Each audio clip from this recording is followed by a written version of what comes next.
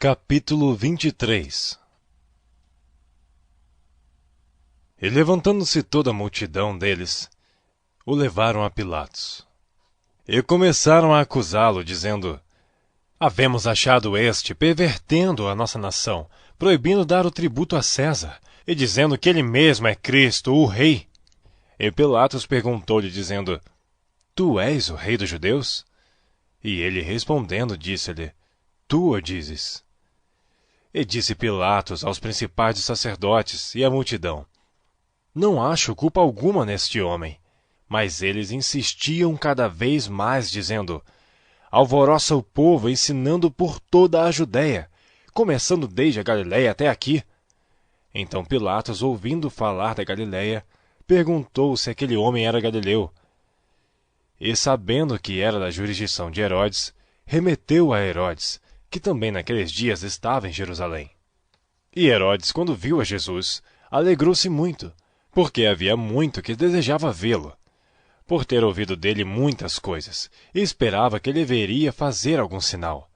E interrogava-o com muitas palavras, mas ele nada lhe respondia. E estavam os principais dos sacerdotes e os escribas acusando-o com grande veemência, e Herodes com seus soldados desprezou-o, e escarnecendo dele, vestiu-o de uma roupa resplandecente, e tornou a enviá-lo a Pilatos. E no mesmo dia, Pilatos e Herodes entre si se fizeram amigos, pois dantes andavam em inimizade um com o outro.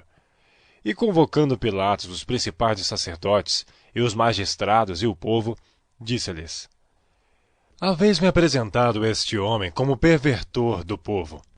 E eis que, examinando na vossa presença, nenhuma culpa das que o acusais acho neste homem. Nem mesmo Herodes, porque a ele vos remeti. E eis que não tem feito coisa alguma digna de morte. Castigá-lo-ei, pois, e soltá-lo-ei.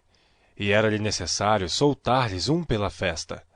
Mas toda a multidão clamou a uma, dizendo: Fora daqui com este, e solta-nos Barrabás, o qual fora lançado na prisão por causa de uma sedição feita na cidade e de um homicídio. Falou, pois, outra vez Pilatos, querendo soltar a Jesus.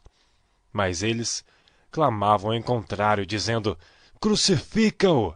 Crucifica-o! Então ele, pela terceira vez, lhes disse: Mas que mal fez este? Não acho nele culpa alguma de morte. Castigá-lo-ei, pois, e soltá-lo-ei. Mas eles estavam com grandes gritos, pedindo que fosse crucificado. E os seus gritos e o dos principais dos sacerdotes redobravam. Então Pilatos julgou que devia fazer o que eles pediam, e soltou-lhes o que fora lançado na prisão por uma sedição e homicídio, que era o que pediam. Mas entregou Jesus à vontade deles. E quando o iam levando, tomaram certo Simão Cirineu, que vinha do campo, e puseram-lhe a cruz às costas, para que a levasse após Jesus. E seguia-o grande multidão de povo e de mulheres, as quais batiam nos peitos e o lamentavam. Jesus, porém, voltando-se para elas, disse: Filhas de Jerusalém, não choreis por mim, chorai antes por vós mesmas e por vossos filhos. Porque eis que hão de vir dias em que dirão: Bem-aventuradas as estéreis, e os ventres que não geraram, e os peitos que não amamentaram. Então começarão a dizer aos montes: Caí sobre nós, e aos outeiros: Cobri-nos. Porque se ao madeiro verde fazem isto, que se fará ao seco? E também conduziram outros 2, que eram malfeitores, para com eles serem mortos. E quando chegaram ao lugar chamado A Caveira, ali o crucificaram, e aos malfeitores, um à direita e outro à esquerda.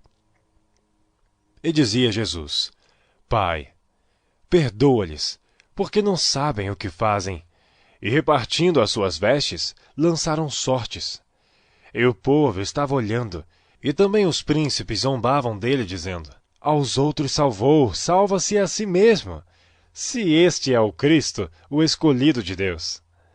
E também os soldados o escarneciam, chegando-se a ele e apresentando-lhe vinagre, e dizendo: Se tu és o rei dos judeus, salva-te a ti mesmo. E também por cima dele estava um título escrito em letras gregas, romanas e hebraicas: Este é o Rei dos Judeus. E um dos malfeitores que estavam pendurados blasfemava dele, dizendo: Se tu és o Cristo, salva-te a ti mesmo e a nós. Respondendo, porém, o outro repreendia-no, dizendo: Tu nem ainda temes a Deus, estando na mesma condenação? E nós, na verdade, com justiça, porque recebemos o que os nossos feitos mereciam. Mas este nenhum mal fez. E disse a Jesus: Senhor, lembra-te de mim quando entrares no teu reino. E disse-lhe Jesus: Em verdade te digo, que hoje estarás comigo no paraíso. E era já quase a hora sexta, e houve trevas em toda a terra, até a hora nona, escurecendo-se o sol. E rasgou-se ao meio o véu do templo.